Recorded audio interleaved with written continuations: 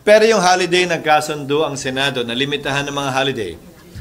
Mahigit 1 buwan na ang holiday sa buong bansa, which makes Philippine companies and workers less competitive.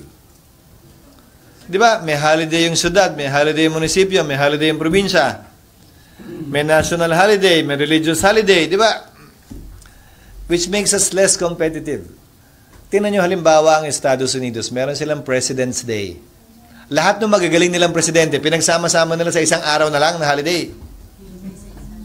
Tayo, hindi. May araw ng kagitingan, may National Heroes Day, bawat bayani, nung pinatay sila, may holiday na naman, di ba? Isa yun sa pinapapag-aralan ko sa kanila, ngayon, sa komite.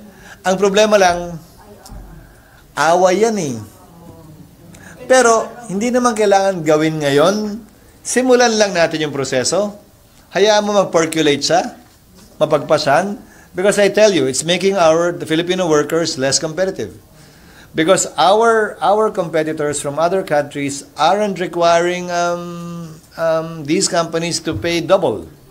Dahil nagkataon lamang na holiday at wala namang kinalaman dun sa bansang pinagtatrabahuan nila, lalo na sa call center.